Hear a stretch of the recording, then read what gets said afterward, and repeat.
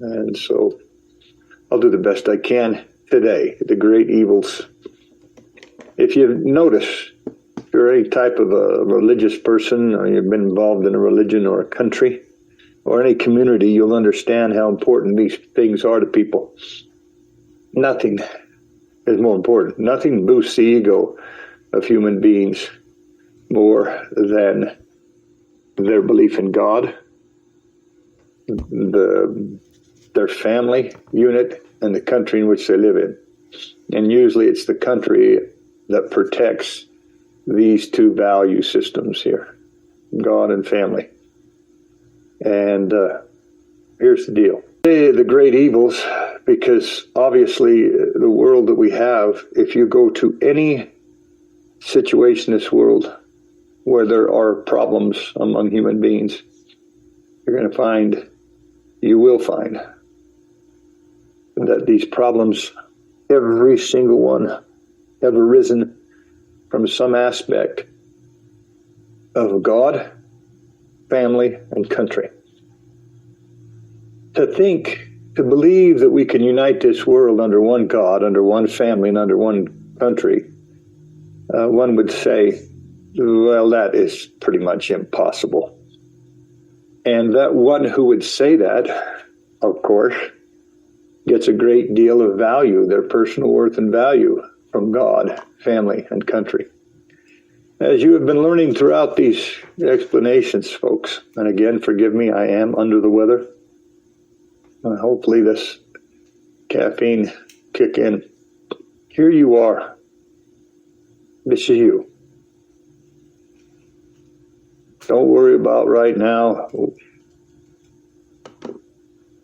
anything, but this is the you that exists now. This is the you that your two parents, and nowadays they have names for different people. A person who can get pregnant. But if I may, so not to offend my brothers and sisters who are causing all kinds of heartache and problems out there, from in their pride and arrogance, saying, I am not a man even though I have a penis. I am not a woman even though I have a vagina. I'm a person. And I'm with you on that. Okay? But for little kids, can we just say that the person that can have a baby is called a woman, and the person that cannot have a baby is called a man? This man contributed a cell called a sperm cell. Let me see my best. A sperm cell to this person's egg. This person's egg. And when they met, something happened. And here's what's interesting. I want you guys to understand something. Here's another mystery that I haven't explained yet. When a sperm meets an egg, okay, when this sperm right here gets up here and meets, the egg, what is interesting, if science could measure this properly, what science would see, folks, is this immediate burst of light and energy that takes place. The very moment that this sperm meets that egg, photons are released. Light and heat are released. And that's an incredible thing to understand when you understand more about light and energy and how creations are made. But when this creation was made, the moment that sperm was able to touch and open up this egg, there had to be change. There had to be a change in the elementary construct of this egg, this woman's egg, in order for this sperm to enter therein. And that was done through a power. And this was light. Okay, so light and heat were given off. Let's call it a photon. Perhaps I'll be able to talk a little bit about photons. Okay, this photon. Science has a hard time. They can know what a photon is, and they understand how it works to some degree. But they're very, very, very misled about how all these things come to be. Okay? These eggs here, these eggs out of a woman's body, and these sperm out of a man's body. And again, go with me on that, you special ones who can't figure out your gender, and that's just fine. But for want of just, we have to help people to understand. So just be kind and compassionate. Let people call you what they want. Just let them call you what they want. It doesn't matter. Okay? Jeez. Anyway, so in order for this to take place, in order for this sperm to meet this egg, free will of human beings had to take place. Free will. Well, you think. Fact is, there first had to be a lust, because it is the lust from a male that made that male's penis hard. It was a lust from the female, usually, that created lubrication in her vagina so that male could put his penis in that female's vagina, push it all the way up in there as far as it could go, as far as his penis would allow, and ejaculate his sperm. So the sperm would have a good chance at swimming towards the female's cervix, enter therein, and get one of those eggs and start the process which we know as the creation of the human body. Okay? Free will should be the only thing involved. But actually, that an argument could be made that our lusts cause us to lust after others, and that's not our free will choice. You folks know this, in a woman or a man. In a man's case, when a man sees a picture of a very sexy woman, and it just pops there, or pops into his mind, or he sees one in a certain situation, there's an automatic natural effect that happens. He gets turned on. Same with a woman who sees the right man, the right type of male body, and vice versa. It doesn't matter if you're gay or not. So we cannot really say, and here's the problem. Here's the problem with human life on this earth when you understand it. It's not all free will. It's not all free will. Now, it's free will how to act on that feeling, to act on lust, to act on a natural lust. That's your free will. You can get it out of your mind or stop looking and just keep that under control. So that's free will. This is 100% free will. Whether or not you act on it, 100% free will. But the lust itself, okay, so we'll say the act. The act is 100%, but the lust itself is not. I would say it's more like 50%. 50%. You didn't have to look, and you don't have to be turned on, but then when you did, you look, you got horny, you got randy. That's just how it goes. And that's the problem with our bodies. The reason why all this takes place, when you understand in sexual reproduction, all these parts are necessary. And these are coded into the human form. Science believes, a lot of science believes that we evolved this way. We evolved this way so that we would lust and produce other bodies. Okay? When you understand the real truth and really think about things, this does not make sense. The evolution of this propensity to lust does not make sense.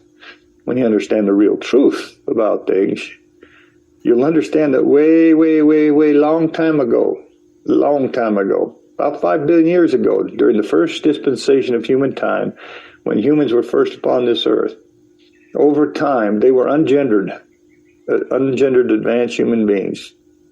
And they're the ones who changed things and started this process. Before that time, there was no sexual reproduction. So we're going to say before, let's go in the past. In the past, this way, there was no sexual reproduction. You were created, and if you want to be a Bible believer, I will destroy you when it comes to sexuality, when it comes to the creation of human beings. Who created Adam? God created Adam. Who did God's... If God did that, how did he do it? To put his penis into somebody? Ejaculate? All of a sudden get this lust, and he ejaculated some of this eternal sperm into some woman? That's how you think, if that's sexual way. Or did he create, according to your understanding, did he create Adam from the dust of the earth? Created from the elements of the earth. Yeah. Asexually. No sex involved, obviously. Then you go on the story, which isn't correct. It's a fantasy, but it's the only way these people could explain it back then, is a rib was taken from Adam, this man, and then the woman was created. So, created from the elements, man was created from the elements of the earth, according to this ridiculous story. Then woman was created from man. And this is where you get the idea that a male can create a woman. Obviously they can, God's way. Ooh. This is why you don't get religious people that want to come on and talk to me. And let's talk about things that make sense. But anyways. So, I'm reviewing all this stuff that many of you have heard before. But what I finally revealed a couple days ago, which, man, you guys should have understood a long time ago, is who the eternal you really is. This is the mortal you. This is the mortal you. How do you know it's the mortal you? Because let's just change this to earth you. This planet is called Earth. Call it what you want. But this planet is called Earth. So this is the earth you. And we know, unless you are just a arrogant fool, that someday the earth you is going to die. Someday. You're dying now. Every day, every hour, every minute of every day, a person dies. A person who is a youth earth person dies. Then the question remains, what then? So the two camps are basically, there's all kinds of different camps, but the two camps about what happens after death is, one, nothing, or you cease to exist, your life, all your experiences meant nothing, mean nothing, you're done, you don't have to worry about feeling guilty or feeling anything because you're no longer going to exist. The second one is that you continue to exist as a conscious person. A conscious person. And here is where consciousness must be explained. Dark matter does not have any consciousness. The only way a person can have consciousness is when they have a body of what we call flesh and bone that exists in an environment that they can be conscious in. Okay? So this conscious person, once you die, must live in another world. Must live in another world. Some people believe, and as it has been entertained even in this work, as I was forced to entertain it that way, that there's a spiritual realm involved in this earth. This is my earth with the land masses that I terribly represent. Okay? This is my earth, but some people, and as I said, I was had to, for the sake of little children who do not understand anything about real truth. There's a spiritual realm here where spirits, this is what people believe. Some people believe that when you're conscious as a conscious person, that there's an ethereal part of you, a spirit part of you, that continues in a spiritual realm upon this earth, that the earth has a spirit, and it has a world of spirits that's in here. Okay? Now, normal people, when you're on earth, you can't see them, hear them, taste them, touch them. But people believe that the spiritual realm can interact with the mortal realm. And if you believe that, stop listening right now. I have nothing for you because you don't understand the truth, because there's no such thing as a spiritual realm in this world. Zero, none. In order to be a conscious person, you must live on a planet in a body that was created from that planet. There is no other way. The only way that a person can see, hear, taste, smell, and touch, even have thoughts on this planet to extent, is if they live on this particular planet, and let's call this our heaven planet, and they have a body made from that planet. All planets have solar systems, all planets. You need a sun. You need a source of light. A source of light and heat, this photon. So, in reality, remember I talked to you about this little moment, the sperm meets the eggs, and then there's this kind of this expression of light and heat. Yeah, it's actually the heat. If you understood it, it's the heat that is created from the union of the sperm and the egg that allows the sperm to penetrate the egg's outer layer. Anyway, so here's the reality. A conscious person must be in a world. You cannot just be floating out there with no eyes and ears and mouth and nose. It just doesn't happen. Okay, if you want to talk about near-death experiences, sometimes you can, but just understand in a near-death experience, when these people are having these experiences, this is the most important word. This is the most important. This would be an adjective. Near death. They didn't die. Death, complete death, is when your brain here on this earth, in your brain, stops functioning. It no longer can send out energy nor receive energy into it.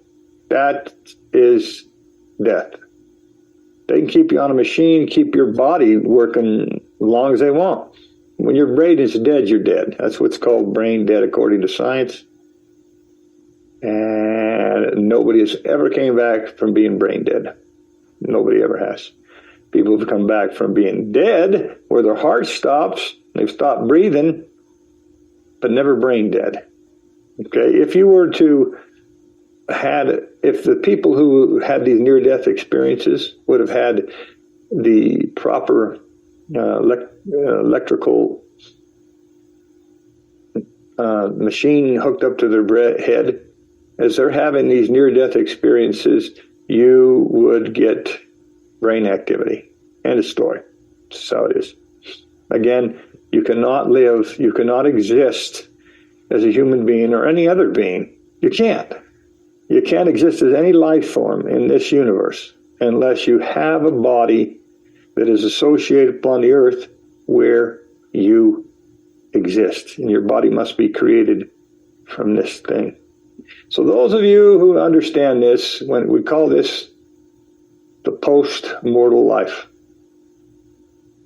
And those of you who understand this work would understand that the post-mortal life, the post-mortal you, is the exact same person as the pre-mortal you. In other words, before you came to this earth, before your brain attached, well, we're going to talk about that because it doesn't actually attach, folks. It's very easy to understand. Nowadays, my predecessor, no way he could have explained this. So your premortal self, okay, living on this planet, your body has to be created of a planet, and it has to have a sun. What you see out there in the universe are a bunch of suns. Planets in and of themselves do not give out light. Suns do, and the planets reflect that light. But if our sun were to go out, you would not be able to see Earth or any of the planets in our solar system. Anyway, so this is your premortal self. So this is your premortal life.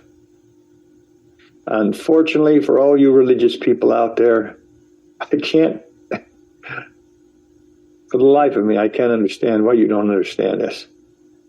Obviously, if you have a post-mortal you, you're going to have a premortal you. You got to. And the same place where the post-mortal you is going to wind up in heaven is the same place where you've always been. My predecessor described these events, described this person here as the god Michael.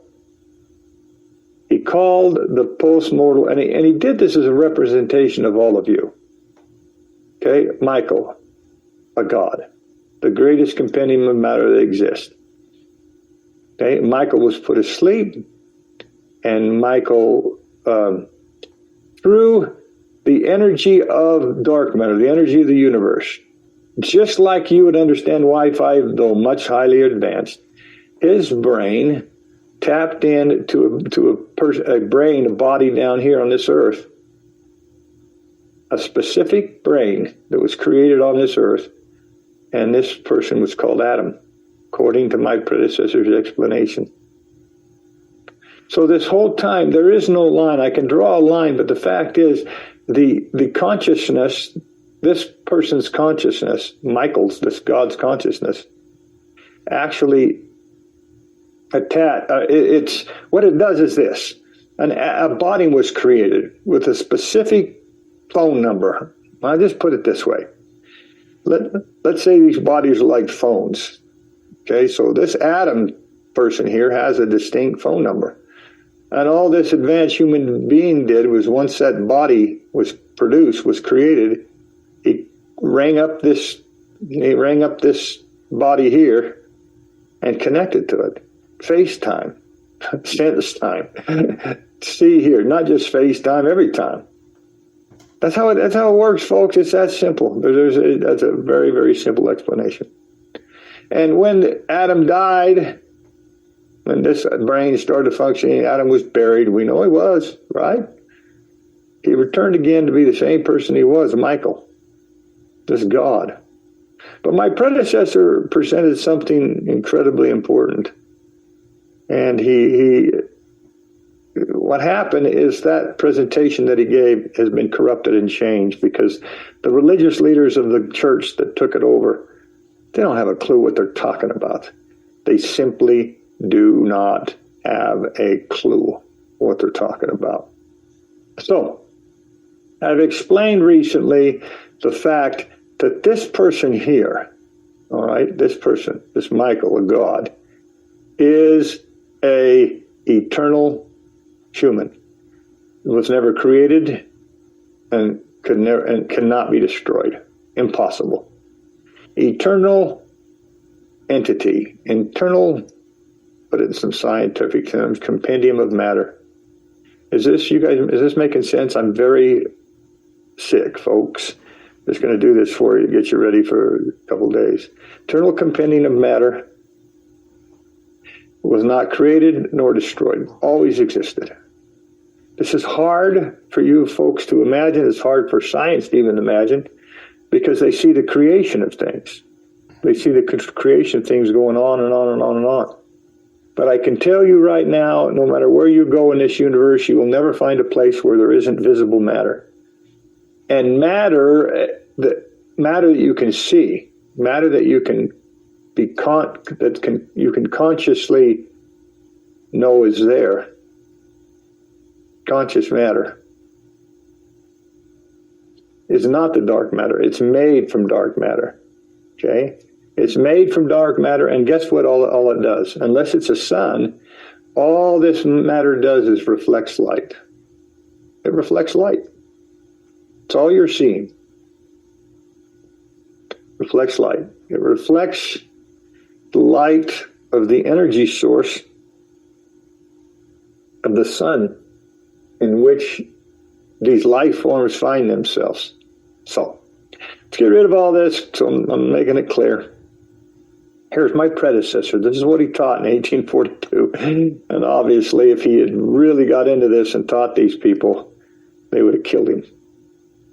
They would have killed this guy. So in his in presentation, he said this. He goes, obviously, there were three characters. There was a Jehovah and Elohim, not in any particular order, and a Michael. These three characters obviously lived because they were talking to each other. And Elohim told Jehovah and Michael and say, hey, see all that matter out there in the universe unorganized? Now, unorganized matter has no light. So what I'm doing is just presenting here an explanation of the universe, wherein you would see if it's not a sun, it's a whole bunch of galaxies. It could be a galaxy, it could be a sun, whatever. I mean, a planetary system. But more than likely, what you're seeing way out there are a whole bunch of galaxies put together. No matter where you go in this, no matter how far you travel anywhere in this universe, it doesn't matter what your theories are, science. All you got to do is just think. Think about what you can observe from Earth, you little idiots. No matter where you go, you're always going to run into things. Always. Always, always. So this Jehovah, Elohim, and Michael, they said, see, they're matter unorganized, and so dark matter is matter unorganized. Let's go organize it in the world like in the ones we have heretofore formed. So Jehovah, Elohim, and Michael are saying, we're going to go out there in the universe, and we're going to create another world like unto the ones that we have heretofore formed. So obviously, if these three, and this is a general representation of the Godhead, it's being the Father, according to the people he had to teach, the Son, and then the Holy Ghost. And they together said, okay, there's matter unorganized. Let's organize it into let's organize into the Earth, into a new planet, like unto the ones that we have heretofore formed. That means they made many of these Earths, many, many, many. But where do they live? And nobody ever asked this to Joseph because they were so blown away. Where do these guys live? This Godhead, if they're three individuals, and they're not, they're just one. It all represents your eternal self. Where do they live? Where's this planet where they're talking to each other saying, hey, there's a matter unorganized in the universe. Let's go and organize it into a world like in the ones we've heretofore formed. So obviously they've done a lot of them. This is where I just recently explained to you folks about your eternal self. Okay, your eternal self, neither created nor destroyed, can't be. And this is consistent with the first law of thermodynamics, where in any closed system, energy cannot be destroyed, created or destroyed, but it can change forms. But these guys here, as my predecessor started to present it, and your eternal self, has always been. That's a tough one. It's not so tough when you understand that no matter where you go in this universe, no matter where you go, you're going to run into people, always human beings, advanced human beings. They're the most advanced life form possible. And you'll never run into the same person, ever. And to comprehend that in your brain, a brain that you know is it's almost impossible. Unless you're like a little child who's taught this from the very beginning of their life. And just they're taught that. But then you have to make sure you can answer their questions of, okay, if I'm an eternal self, why am I dying? Why am I going to die? Well, what's going on here? So, this is your eternal self. This is you. It's impossible for you to die. Now, I've answered some questions here. And this is the basis of existence. This is the basis of your life. End of story. Okay? And again, if you go through the New American Scripture, you'll find that these two are the same person. This is you. This is just a figurative representation of your eternal self. And remember what happens. They form an earth, and they do it, they beautify it, they put animals on it, they put plants on it, they did not put any viruses on it, they did not put any mosquitoes or tigers or bears or anything that would hurt a human being. The only plants and animals that they put on this earth, obviously, were those that supported human existence. Okay, so that's what they did when they did this. And then they said, is man found on the earth? Oh, no, man is not found. Humankind is not found on the earth. Okay, let's go down to this earth. Let's go over to this earth and let's form a body for man in our own image. So they did. And so they went and formed a body out of this earth substance. They formed a body for a human body like theirs. They did it after the pattern of theirs, but they did it correct. So these two right here were creators. All of them were. The fact is, all three of these right here were creators, equal creators, because they could create things. They could create things. So your eternal self, you as your eternal self, you can be a creator if you want, and a numberless many do. They create earth and they create new bodies for people. But they don't create bodies for people unless somebody wants to take that body, or why would they? Because here's what happened. This Michael character, he said, okay, I'll connect to this. And then when this Michael connected this body through the Wi-Fi, universal black, incredible Wi-Fi, and this person woke up and became conscious and is known as Adam. Now, Adam doesn't know that Michael didn't know anything about this. Doesn't know who created the earth or anything about that he participated in creating the earth. He didn't know anything about this because he can't remember, and that was a purpose. There was a purpose for this earth to be created and for this person, so this person could have joy. There's no other reason. These creators know that unless they create earths and then they create bodies for people to come down and have an experience in this earth, they don't do that unless there's some other human being out there that wants this experience, this new experience. It's no different, folks, when you really understand the mental thing of a child sitting in front of a TV all day or a computer and playing a game, a video game. Look how entranced they get in those video games. What's Fortnite? One of the most popular ones. What's Fortnite? It's a creation game. You create things. A creation game. Some of the most very popular ones, even the ones the little kids do. They're creation games. What's that other one called where they create worlds? Skips my mind. Fortnite, but my grandkids used to play, anyway, somebody can put that on if you want. There's these other, they're creation games. Oh, amazing. They're creation games. Most of the games are creation games that these kids get into, and they create their own worlds. They create their own worlds. Fortnite and map, what's it called? World Quest? Somebody help me there. Think about this. Think about how wild this is. When my predecessor explained these things in 1842. So these kids get together and they have these creation games. And they love it. It takes all their time. They could sit there all day and create new worlds. And when you understand what it does to their mind, the dopamine that's released in a child's mind by playing creating games, then you'd understand exactly why these people create. Yeah, they create their own worlds and they create their own people, their own avatars. That's right. That's what they do. And here's what is interesting. How many kids on this earth, I want you to listen closely. Here's kids. Kids pursuing happiness. Kids, they're pursuing happiness. They're pursuing personal joy. Okay, there's different types of creative games. Oh, Roblox, yeah, great. There's all kinds of ones. I don't know. What's that one, that very popular one little kids played? God, they're all over the place. But you create your own worlds. You create your own avatars. MapQuest? No, not MapQuest. The World Quest? Oh, Jesus. Somebody help me out there. Minecraft. You're the best.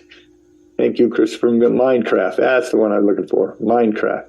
So this is what's very interesting. These kids, in pursuit of joy, in pursuit of their personal joy, are creating things. So the same thing, these are earthbound kids. They're getting the same joy, and they're doing it for the same reason that these advanced human beings created an actual earth. The same reason, folks. That's why in that book, True History of Religion, it has the second chapter is all about this. It's what they do. They're getting the same joy because everybody's pursuing joy. They want a new experience. They're bored and they want to sit around all day. So they can get on the computer and do creating. That's what these kids become creators in their own right. They create places. But what's the second reason? So this is the first reason why kids play games. And what's the second most popular games? War. Killing. Killing the competition.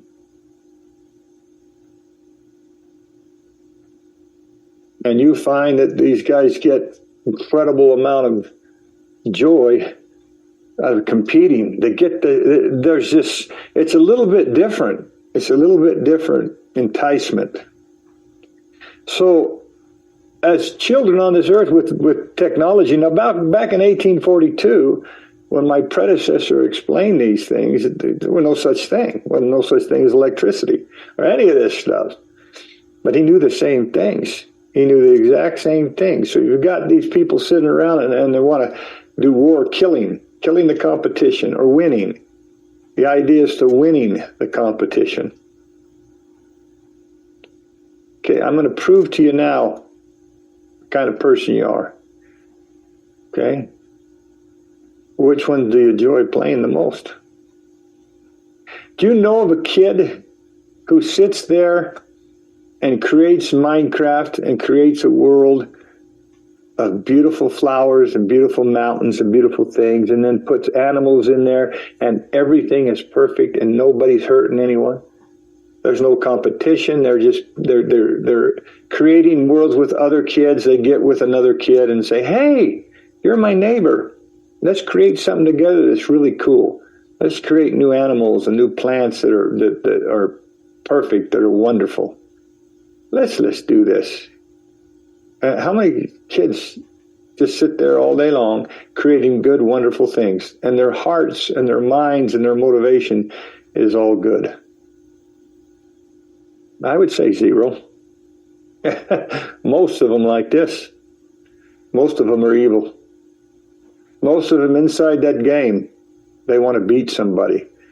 They get a greater amount of happiness, a greater amount of dopamine when they kill somebody or they're involved in a competition trying to win. Yeah, amazing, isn't it? But remember what life's about. Here's what life's about, and really, want me to break it down? Life's about this. You're given a chance to play two different types of games, one or two. And you get to see how much joy you get out of playing one or two. And I don't give a flying fox if you think you're such a great, wonderful, compassionate, kind person. If you like to play these games and they bring you joy, you can't run away from that. That's what brings you joy. Killing other people. Doing better. Competing. Winning. Yeah, that's what it is. Okay? Can you imagine if these are the type of people that were allowed to be creators out into this world on a level that your eternal self is? Yeah, no. It's a select few, very few people. And these people, let me say it for the first time because we'll talk about it. These people, your eternal true self, who decide to be creators and go off and create worlds, and so other people can have an experience there. When you do that, your name was found in the book of life before the foundation of the world. I expect to lose a lot of you, and most of you. Except you become like a little child and be humble, you're not going to handle the real truth. The name was found written in the book of life. Book of life since the foundation of the world. Because the people who generally are the number one kids up here, yeah, they're the creators. They go off and they create these things for other people. That's what they do. That's what brings them joy. Okay? That's what did they do? They don't get a kick out of going and doing these other things. They see it going on. They see all these things going. Look at Earth. Earth is filled with this. Earth is filled with war, killing, competition. That's what it's all about. Yeah. How many people on Earth compete with each other, try to be better than each other, or just as good? A competition goes on this earth. We talked about this. We talked about this ego. We talked about this ego being the god of this world. Okay? But see, I give these lessons now, and you have these people who play these games, and they know that they get a hell of a lot more joy off of playing the war games and the killing and the competition than they do off creating little Minecraft or new Fortnites or creating. But in Fortnite, war and competition is also. But you see the difference? You can't lie to yourself. You know which one you like to play. You do. You know which one of these two you like to play. Okay. You can't lie. You can lie to everybody else. You can try to think. You can try to say, oh, yeah, I'm a good, kind person, but I like to play these because I know they're not real. I know that they're really, I'm not really not killing anybody. Well, guess what these people know here? Guess what Michael knows? I'm going to go down to that earth. I'm really not killing anybody because when I die, I'm going to return to be this. I'm going to return to be Michael, who's just sitting there at a desk playing a computer game against Elohim and Jehovah, whomever. Okay, so that's the reality, folks. And guess what? Unfortunately, you're either a good person or a bad person. When it comes to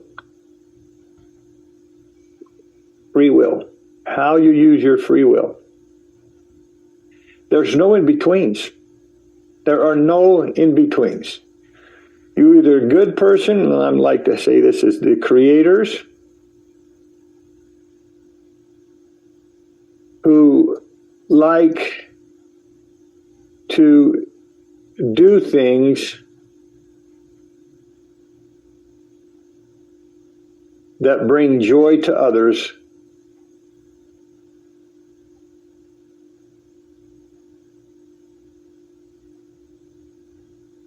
or you're bad people who do things,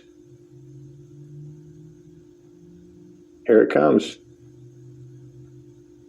to bring joy to yourself. Now let's talk about this good and bad free will.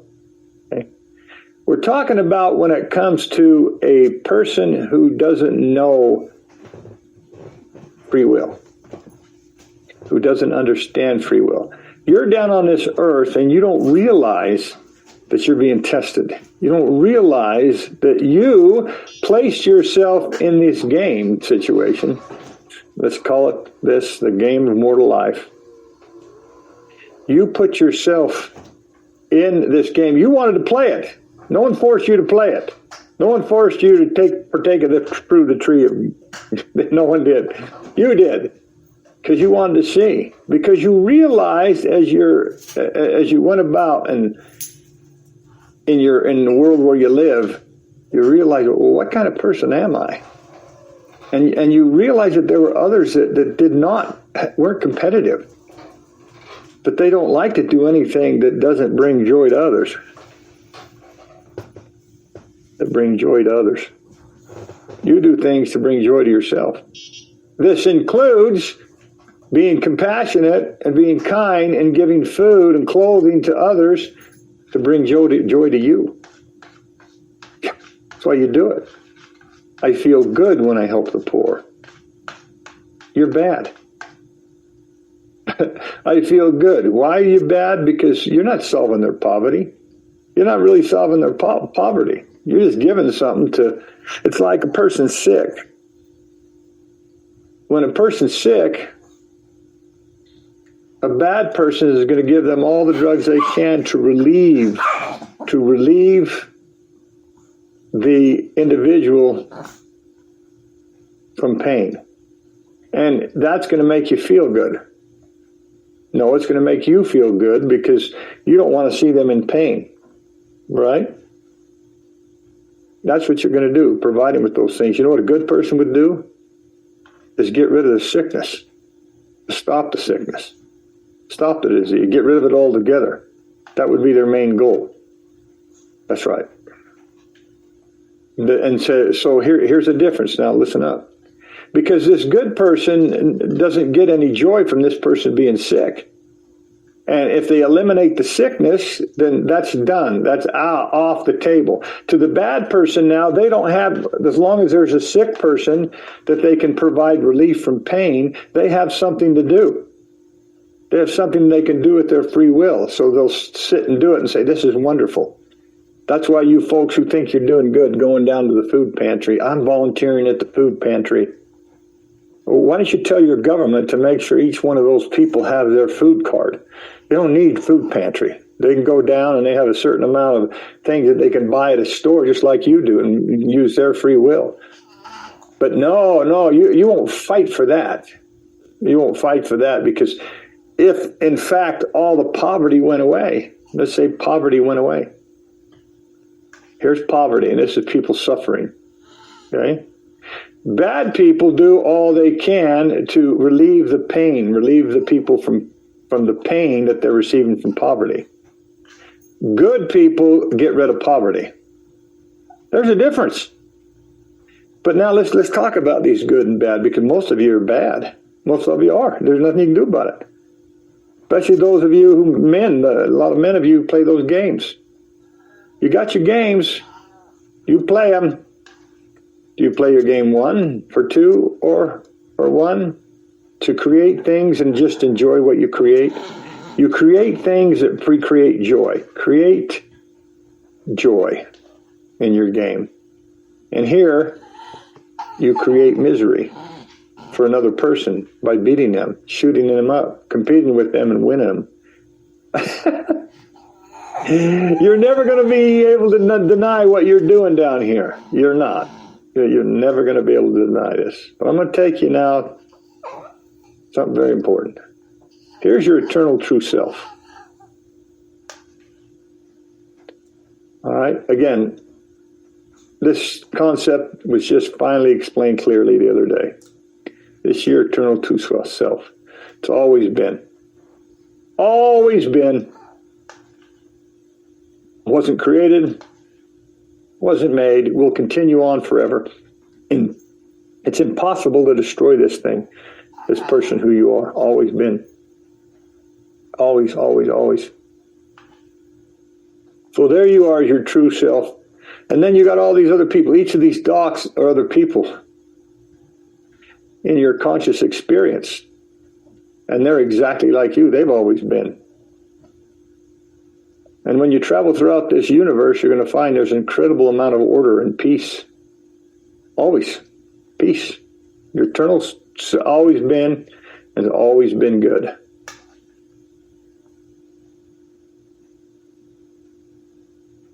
Good. So your eternal self doesn't have the capacity to be evil. It's impossible. You can't. Because you've always been good. If it wasn't so, the universe would be chaos, anarchy, and a mess. But it's not. It's a very ordered place. Everything is ordered properly. And you've always been good. Always, always, always. This is you. You. Your eternal true self. But since you've always been this way and you've always been good, and you've done the same things today, you do the same things today that you did yesterday, which obviously will be the same things you do tomorrow. God is the same yesterday, today, and tomorrow. Always has been, always will be. Yeah, this gets kind of boring, you'd think. But the whole purpose of the entire universe is to have new experience. You will not have, every time you have a new experience that's outside the realm of your eternal experience, which is the same things you've experienced every day. Same thing, it's the order. This new experience, this is what brings you joy. This brings joy to you. This experience here brings joy to you. Having new experience. That's right. So what you do, you decide to do something. You decide one of two things. You decide, I'm going to go create a world like the ones we have heretofore formed. Yeah, and I'm going to tell everybody and all my rest of my people out there, all these people, look, I'm building this world. Here's a world that I built. Look at these plants, these animals. Didn't have all these oceans on it. Certainly didn't have any animals that could kill you. I created all these animals to be peace-loving animals, and you didn't eat them. They were there to eat the plants, keep the plants down. There's no death. I'm not going to create that kind of world. I created this one. Okay? So do you want to join it? So when you create this, anybody, any of your friends, anybody in the universe can say, hey, yeah, that's cool. I want to try that. I want to give that a try. So they're just like you now. These guys are just like you as your eternal self. But they see the opportunity now to have a new experience. They say, yeah, I'm going to go down there. And sure. But they know that they're not going to have any type of real experience unless when, so this guy here, this body's created from this earth. Whoever created the earth has to create the bodies, is responsible for creating the bodies that a person can connect to. Wi-Fi connect. Yeah. So now here we go. Here are these guys. Here's Jehovah. Let's break it up. It's not how this is. Okay, how my predecessor put it, but I'm going to do it this way. Just for a second. So here's three people, Jehovah, Elohim, and Michael, and they're friends. Hey, let's go build a new world out there. Okay, here we got one.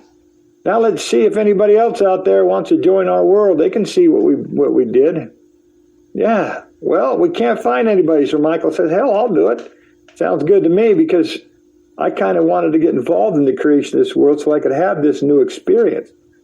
So Michael does it and knows that once this brain here, this mortal brain, becomes conscious, the mortal brain does not know about the higher self, does not know. There's a feeling there. That's where everybody feels this God experience, this connection with something higher than you. But the mortal Adam, he doesn't remember. He doesn't know. He's having this experience. Why? Why is this so important? It's so important because this mortal Adam is connected to Michael's brain. And being connected in that way, Michael is going to get a good idea of this new experience and what it's bringing to his eternal self. Okay, he's going to get a good idea by Adam doing this, doing whatever they're pursuing joy, pursuing happiness in whatever way he needs to. So Michael's Adam, he becomes a creator. He says, I just want to help people. I'm just going to have kids, create them, make sure everybody's okay. I don't want to be a leader. I don't want to compete with anybody. I just want to go down there and do this. Okay? So we're talking about these guys being from their eternal first estate true selves when they went on this earth here. In every single case, if you as your eternal self first connects to a earth like ours, like this earth that we're living on now, you will always be a creator. You have no choice. You have no choice because your advanced self is here. I mean, your advanced self is what is connected to this body, and there's nothing in between that. But that's not how it works, folks. Remember, your true eternal self will be created on a planet, a highly advanced planet. And here, in the actuality, when you want to know what it is, Michael became Adam in an advanced world, in what was termed in my predecessor's presentation as the Garden of Eden. It was a perfect world where he could have joy therein and continue to eat whatever tree he wanted as long as he wanted. It was when this earth fell. These are all symbolic. Become the earth, the lone and dreary world that it is. When Adam was kicked out of this world and was here, that he started to suffer. You see? Yeah. So there's no way that Michael, so this is, let's put it this way, first estate, second estate, third estate. Michael, obviously, in a second estate is going to be a highly advanced human being who's a creator, doesn't do anything wrong. Obviously. But when you put between Michael a whole new experience, this is a new experience that Michael doesn't control. When you put that in between this and a fallen world here, then the separation between your true self, your eternal true self, and this experience is greater. Therefore, this experience, you are going to have, you can be good or evil here. In this state, you can't. You can only be good. Because Michael's good. It doesn't matter if he doesn't remember who he is, nothing that he does in this world is going to bring harm on another person. But when brought to this state, in this what we call the third state, you have the propensity of doing good and evil, having new experiences. It's in this state upon an Earth-like Earth planet where you get to play those two games as a kid. And how are you going to play them? 99.99999% of the people who are upon this earth, they play game two. They're competing. They're competing to win somebody to be better. If you look in the mirror and you say, I don't look good today, and you put on makeup, it's because you want to look good or better than other people. You want to look better than the person you're seeing in the mirror. That's why you do it. You want to look better. So I want you to consider something for a moment so you can see just how incredible all this is. Here's that mirror. Here's a mirror. And here you are standing out the side. I can't do it in front of it. All right? And you're looking into this mirror. Let's put this mirror here.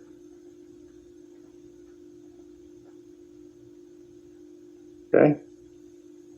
I want to show you how your brain works a little bit and help you get ready for this lesson. Here's a mirror. And you look into this mirror and you see an image in this mirror. Okay? You see this image in this mirror. And when you see that image in the mirror, you're disgusted and you feel bad. You feel ugly. You feel ugly. This is a person. It actually is a person. You can philosophize with it as you want, but you are looking at this person in the mirror, and you observe this person as being ugly. What are you basing your observations on? You're basing your observation on the many, many other women out in the world who are ugly. And when you see them, you know they're ugly. Yeah. You see them, you know you're ugly. That's the only way you know. That's the only way you can determine that is because you've seen other women out there that they're ugly. And you don't want to be ugly. So what do? You don't like this woman in the mirror because you don't like these women. These women are ugly. You don't want to be ugly. But does any little kid see these women as ugly? But you do. And if you didn't see these other women as ugly, then you wouldn't see this image in the mirror as ugly. You wouldn't. You couldn't. So what do? You compete. You put makeup on. You put makeup on your face, whatever it takes, so that you're not ugly. So you can compete with all these other women out here and be seen as pretty. I'm using women as example. Men do the same thing. Do you folks realize what's going on with this crazy TikTok crap and this Facebook, social media? I don't know all the names. The social media. You realize what's happening?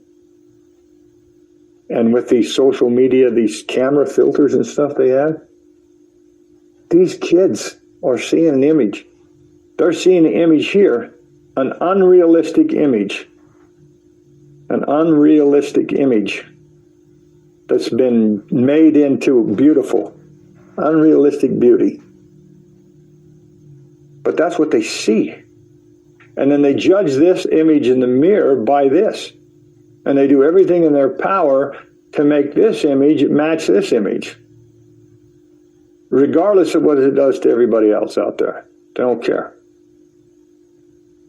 If you were a woman who puts on a pair of pants to accentuate your ass, and you're going out in public around other people, and you know that your ass looks fine, you are causing misery on all the people who you come in contact with. The men, because they're going to lust. They can't help it. They're going to lust. And if their wives could read their mind, guess what? You just caused that. You're going to cause another woman to say, oh, my butt's not as good looking as hers. My breasts aren't as good. My face aren't as good. This is what you do because you're evil. And then you're happy. When you put on your makeup, you get happy. You get happy. So making other people feel bad makes you happy. Makes you happy, which makes you an evil person. And when you die, you're going to see. So, here we go. Here's your true self, your true eternal self. Your true eternal self is absolutely, it's the greatest compendium of matter that exists. It doesn't get any more beautiful than it is. True self, eternal. And you have to decide a few things. You can do anything you want. You can become a creator. So you become a creator. In becoming a creator, you're creating earth and giving other people opportunities to have new experiences. You don't have to have that experience if you don't have to. You already chose because you have free will to act. And you'll always act good. These people always act good. So they become creators and they create earths and they create bodies. And then there's other people, other eternal souls. Okay, let's have this. Let's call them firsties. These other eternal souls, at any time they can see that the solar system, the planet that you've created, and they can say, hey, I'm going to go down, I'm going to have a new experience there. You mind make me a body? Sure. So they come down and have this experience with a new body, forgetting that they're really these people. They assume, because that's part of it, that the only person that exists in their reality is this person here. And they're good people. They gotta be. Because in this world, and this is the world you wake up in when you die. This is your pre and post mortal life. Pre and post mortal existence.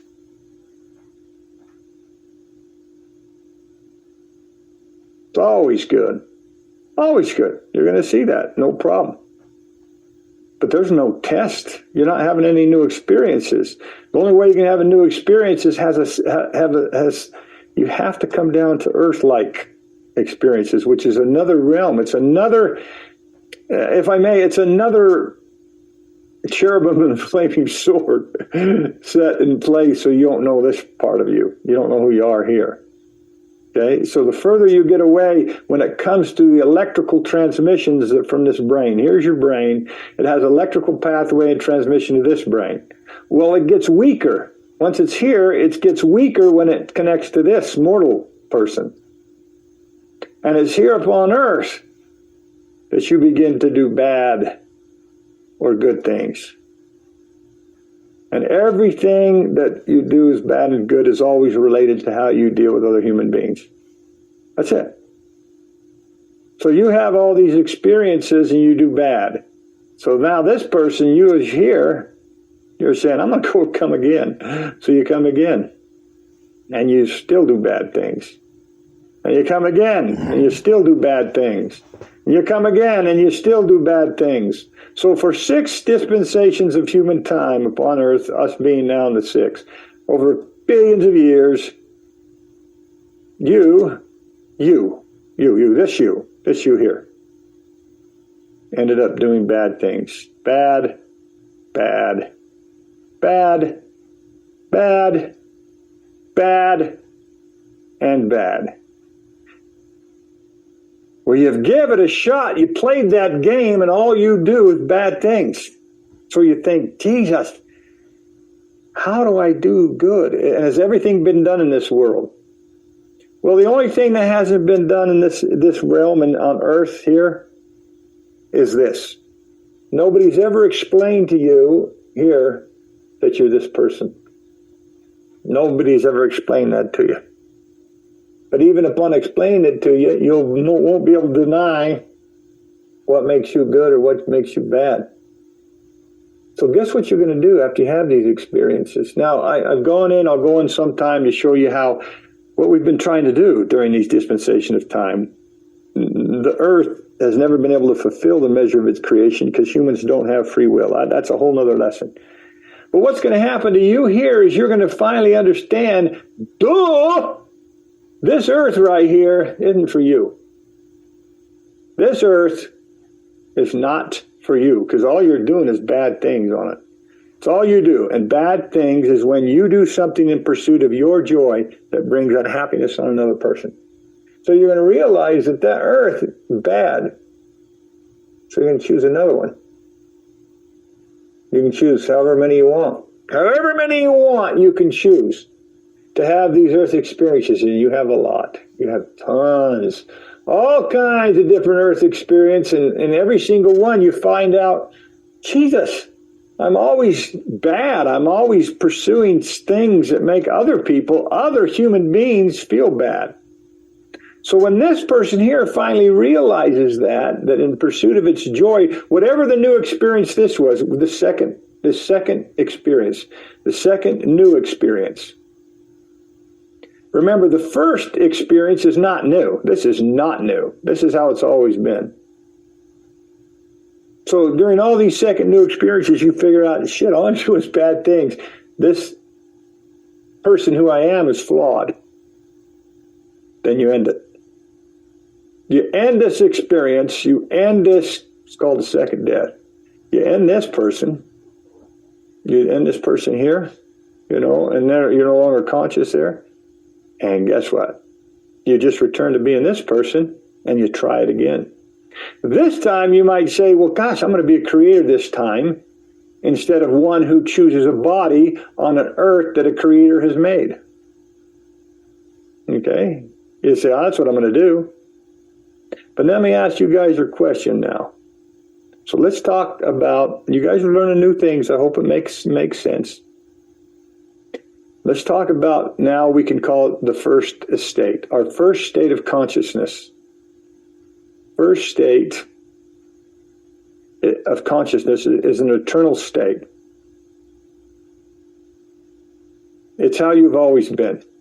An incredible advanced human being. You're the greatest compendium of matter that exists. You exist in a way that if another human being were to see you, they would say, you're beautiful, but so are you. There is no way you can change your physical looks to look any more beautiful than you are. Attractiveness when it comes to sex is a whole different thing, and it doesn't exist here. So the first state, first eternal state, you live in this social environment of other humans, a sociality. Right? My predecessor called it a sociality. A sociality that exists that is coupled with eternal glory. You're going to find that that's who you are, and you'll never change that. But you have no experiences there. You have no experiences. But you have this first state, eternal, always good. But again, good and bad is always related to pursuing joy, and pursuing joy is always good. But when you pursue joy and it causes somebody else to pursue misery or to feel misery, you've done something bad. This will never happen. You cannot have bad. It doesn't exist. And the sociality and the relationships you have with those people here doesn't exist.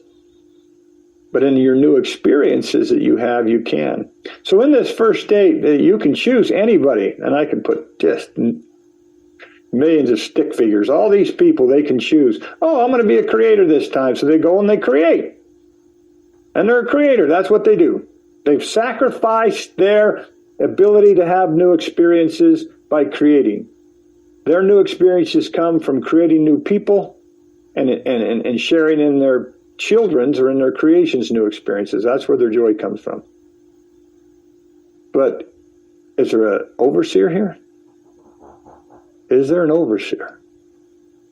Can you, in this first eternal state, say, okay, I'm going to be an overseer for these people?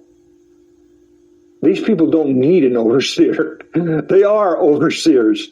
There's no need for an overseer. No, there's none. But if you, in this first estate here, want to be an overseer, then you've got to do certain things. So, you have choices here. There, you got three main choices. Here are your main choices as your eternal self. You can be a creator. Let's put it this way. Create new worlds. And when I say that, create new experiences. Creating new worlds includes creating new bodies. Okay? And create new bodies for the new worlds that you have. You can create new worlds. You can participate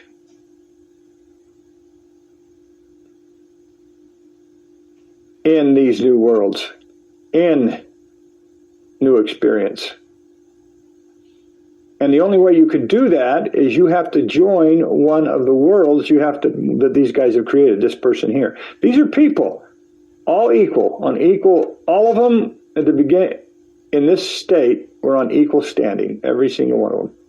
And they're choosing different things, and these are generally the only things they choose. You can create new worlds, thus become a creator, or you can participate in a new experience. These guys can't. The only experience that these guys are new experience they're participating in is in their creations. And there's joy in that. It's just as much joy as a mother and watching a newborn baby grow. And that baby grows and learns things. There's a lot of joy in that. That's what you can do. So, let's put it this way. You create new worlds and become a creator. Or you can participate and become a creation. Parent, child. Or you can be an overseer. You can choose to be an overseer. But this process of becoming an overseer, why an overseer is needed, an overseer is not needed in this first estate. Well, what are you going to oversee? Everything's good. An overseer is needed in the other estates. The other states to make sure that the people are treating each other right, that the new experiences are going properly. In other words, that all of the worlds that are created fulfilling the measure of their creation. So an overseer sees that and oversees it. You can't just say, I'm going to be an overseer, and all of a sudden you become an overseer. Hell no. Number one, you have to understand these new worlds. So if this person here creates a new world, and this person here is participating in this new world, you cannot oversee that because you don't understand it. You have to also participate in this world with this person so you understand it. Your intelligence must be much greater, because in the law and order of this universe all depends on the overseers that oversee the second and third states of existence. Does that make sense? Have I lost you guys pretty good? Or are you following me? This is good. I'm a little bit under the weather, like I said. Does it make sense? Let me know that this is making sense, folks, if it did. And I'll tell you then why this is so important to what we're going to talk about during church. God, family, and country. And how evil every single one of these things actually is when it comes to human social things. Does it make sense? Pat just says, following. Now I'm following. I understand. Pat's been around a long time, and it's just like, oh my God, it's just, man, Chris gives us this and this and this. First he tells us a long time ago, the city of Enoch, they're coming back, folks, they're coming back. And that could have happened. We could have made that happen. Had we gone through the religious route and kept going that way, what would have happened? Why? Because every single one of you come back many times. Anyways, we'll talk about God, family, and country, because the only place, God, family, and country, these things do not, okay, here's our states of existence. Our first estate, second estate, third estate. Okay? This is our eternal state. When I write that final book, this will all be clearly put out there. I was never allowed to put it all together. This is our eternal state, our ultimate state. Okay? This is our state right here of new experience. That's what this is. That's what, when you die, you're going to return to state number 2 first. Now, at any time you commit suicide, go where you want. This is our state of new experience. And this is a state of the probation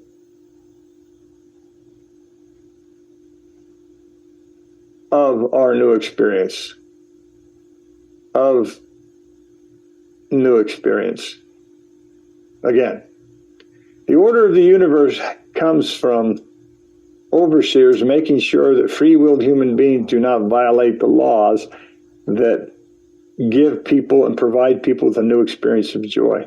So this is a probation of new experience. You're in your eternal state, you decide to have a new experience. So you start having this new experience, and you don't know if you're doing good for people around you or bad.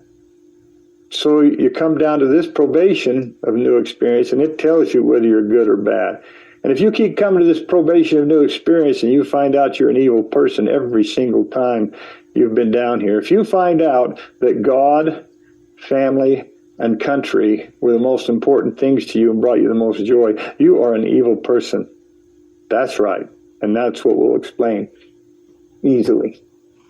So, obviously, you have the power to end any of these existences except